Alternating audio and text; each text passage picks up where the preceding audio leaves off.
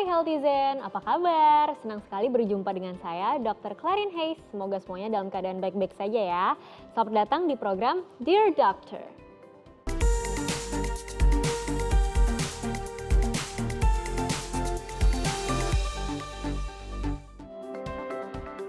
Program ini persembahan Komite Penanganan COVID-19 dan Pemulihan Ekonomi Nasional KPCPEN, bekerja sama dengan Kominfo.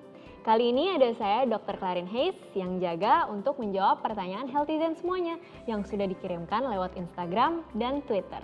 Sudah ada beberapa pertanyaan terpilih dari Anda semua seputar COVID-19 nih. Langsung aja yuk kita jawab yang pertama.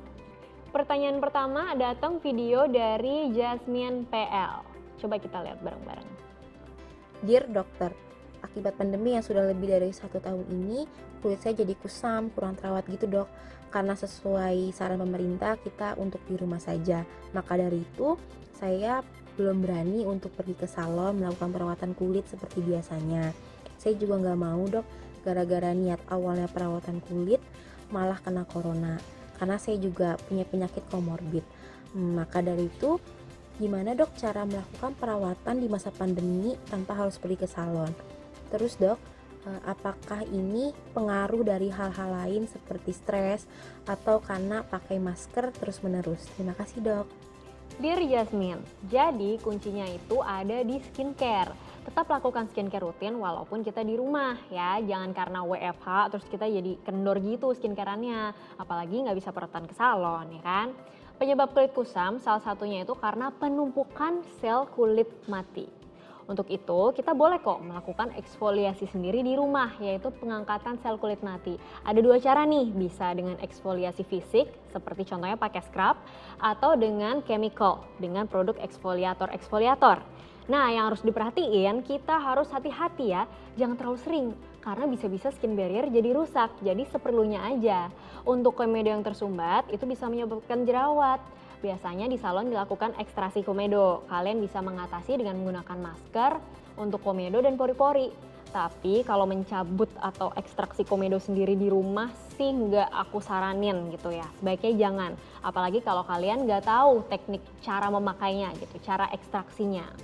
Lalu walaupun kita di rumah aja kan sekarang apa-apa online, meeting online ya. Dan itu membuat kita tetap pakai make up walaupun di depan kamera gitu. Jadi jangan lupa untuk rajin-rajin bersihkan kulit dengan sabun muka, triple cleansing, micellar water dan lain sebagainya. Selain itu yang penting diingat juga nih, walaupun kita ada di dalam ruangan, paparan sinar matahari itu terus masuk loh melalui jendela. Ada pantulan kaca, cermin, lantai, dan lain sebagainya. Jangan lupa untuk tetap pakai SPF ya, pakai sunscreen.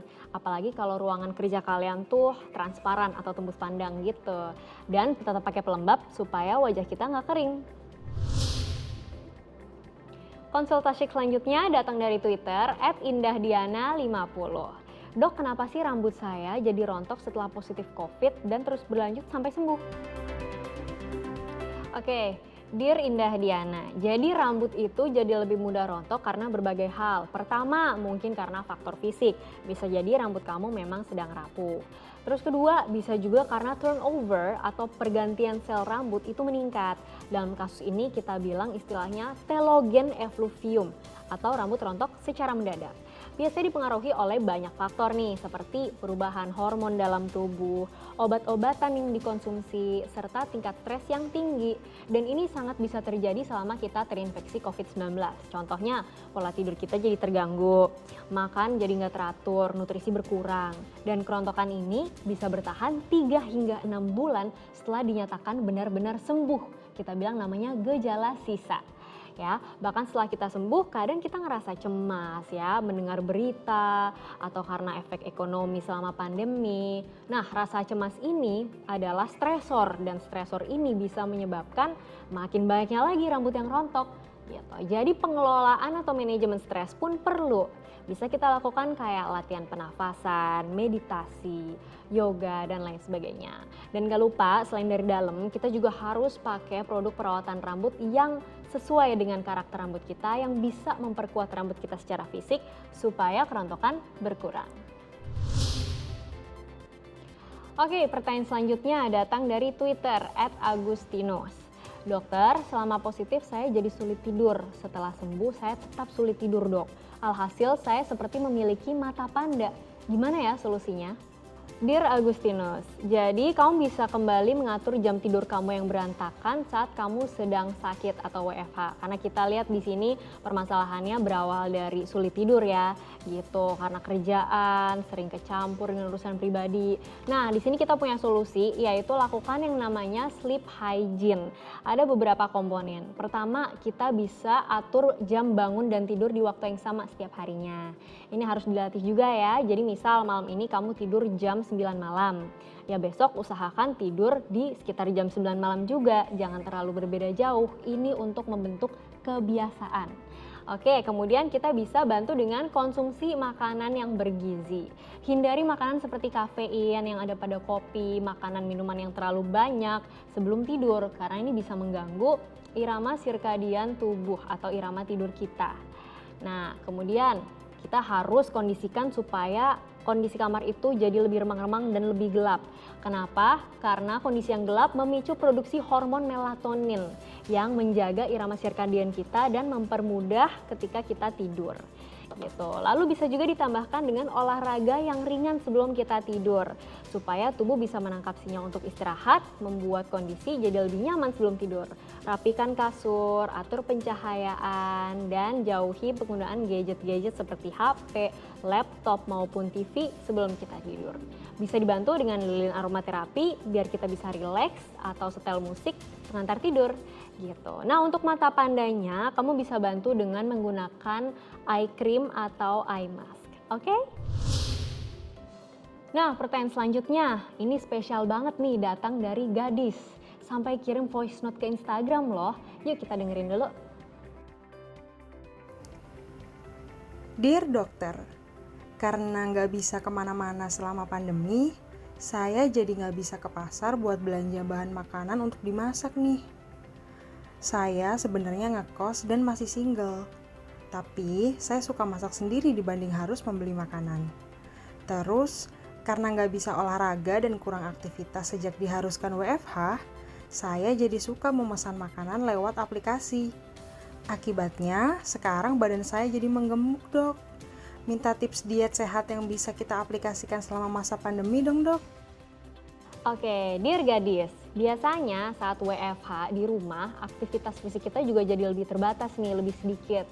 Misalnya kalau kita kerja di luar, kita bisa bakar kalori dengan naik turun tangga di kantor, bisa dengan jalan kaki ke stasiun, dan lain sebagainya. Ditambah kalau kita di rumah, jam makan kita tuh jadi nggak teratur karena waktu kerja dan waktu pribadi bercampur gitu. Nah, tipsnya kita harus tetap aktif selama di rumah. Katakanlah misal kita kerja 25 menit, kemudian kita break, kita 5 menit istirahat untuk jalan-jalan, bisa stretching dan lain sebagainya. Kemudian harus diingat untuk tetap olahraga di rumah ya, ini nggak kalah penting. Bisa kita siasati dengan senam di rumah, workout, setel video, banyak banget kok caranya kalau kita bisa kreatif gitu. Dan terakhir, walaupun kita WFH, penting banget untuk tetap menjadwalkan makan kita seperti sarapan, makan siang, coffee break. Perlakukan aja kayak kalau kita lagi di kantor. Kenapa ya? Supaya jam makan kita teratur, biar terakhir nggak makan terlalu malam. Selain porsinya, jenis makanan juga harus diperhatikan ya. Sebisa mungkin tetap defisit kalori, terutama kalau berat badan kita berlebihan. Yaitu dengan kalori in kurang dari kalori out gitu. Oke, konsultasi selanjutnya datang dalam bentuk video dari Rien Reka. Yuk kita lihat bareng-bareng. Dear dokter, di masa pandemi seperti sekarang, saya tahu kalau masker merupakan benda yang sangat penting. Soalnya, kalau nggak pakai masker, saya bisa kena virus corona dan saya juga bisa dirazia. Bahkan saya bisa disuruh nyapu jalanan karena melanggar peraturan. Nah, tapi dok, akibat sering memakai masker, entah itu masker medis atau masker kain, kulit wajah saya jadi gampang jerawatan. Padahal waktu remaja, kulit saya nggak pernah jerawatan, dok. Nah, itu tuh kenapa ya, dok? Lalu bagaimana solusinya gitu? Supaya saya tetap bisa menggunakan masker, tetapi wajah saya nggak jadi jerawatan. Mohon solusinya ya dok. Terima kasih. Oke, Dear Rien, maskne ya. Nah, ini istilahnya adalah maskne. Penyebab terseringnya adalah pori-pori yang tersumbat karena minyak, bakteri, dan sel kulit mati di permukaan kulit. Ditambah lagi pakai masker. Zat ini bisa menumpuk lebih banyak sehingga menyumbat pori-pori. Masker juga menyebabkan kelembapan berlebih karena uap pernafasan dan keringat sehingga dapat meningkatkan resiko jerawat. Nah, selain itu, maskne juga bisa disebabkan oleh gesekan kulit dengan masker, apalagi yang kotor. Jadi, sering-sering bersihin wajah kalau pakai make up. Walaupun sejak pakai masker, lebih baik kita minimalisir aja ya penggunaan make up, toh ketutupan juga. Nah, membersihkannya pun harus rajin, sering ganti masker, kalau itu masker kain cuci dengan bersih setelah digunakan, dan pakai pelembab non-komedogenik serta serum jerawat. Juga jangan lupa hindari makanan yang meningkatkan produksi minyak dan menimbulkan jerawat seperti makanan yang manis-manis. Oke? Pertanyaan selanjutnya datang lewat Twitter nih dari @zamora95. Kita lihat. Dear dokter, cara melembabkan kulit yang kering karena memakai masker selama pandemi ini gimana ya dok? Oke, Dear Zamora, jadi sebaiknya kita memakai pelembab sesuai jenis kulit. Kenapa? Untuk meminimalisir gesekan antara kulit dan masker tadi. Karena gesekan ini bisa merusak skin barrier atau barrier kulit kita. Sebaiknya hindari pelembab yang berbahan dasar air karena ini malah akan membuat kulit semakin kering dan bahan dasar air ini semakin cepat menguapnya. Gitu. Pilih pelembab untuk kulit kering dengan kandungan ceramides atau glycerin atau asam hyaluronat. Biasa kita sering dengar HA ya, hyaluronic acid. Nah, untuk kulit cenderung berminyak, pilih yang non-komedogenik. Dan terakhir, pastinya dari dalam jangan lupa untuk minum air putih minimal 8 gelas per hari untuk tetap terhidrasi.